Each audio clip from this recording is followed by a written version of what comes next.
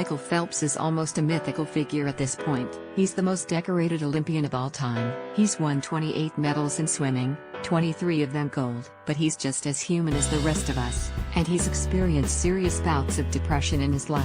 And he revealed to CNN this week that at one point, he even contemplated suicide. This week Phelps spoke to CNN's David Axelrod at the Kennedy Forum, a behavioral health advocacy group, and opened up about his experience with depression, anxiety, and suicidal thoughts. To be such a successful athlete and make the most of his talent and potential, Phelps had to be dedicated, intense, and unforgiving of himself. Every Olympic Games involved a ramp-up that lasted years, all culminating in a 2-week sprint in which any mistake or hesitation could cost a medal. When the Olympics were over, Phelps said he began to feel a big letdown, and it started to get more habitual.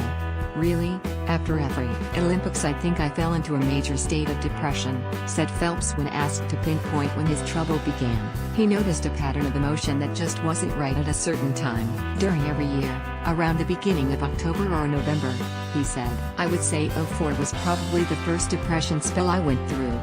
Phelps made headlines after the 2004 and 2008 Olympics for his non-athletic actions. In 2004 he was charged with a DUI. In early 2009 a photo of Phelps smoking from a bong went public, which had been taken in late 2008. Those two incidents were warning signs for what was to come. After the 2012 Olympics, Phelps experienced his worst bout of depression. "The hardest fall was after the 2012 Olympics," said Phelps. "I didn't want to be in the sport anymore. I didn't want to be alive anymore."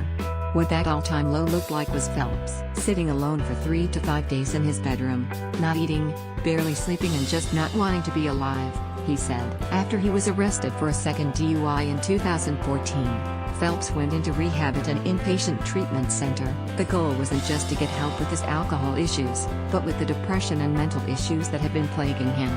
"I was very good at compartmentalizing things and stuffing things away that I didn't want to talk about. I didn't want to deal with, I didn't want to bring up.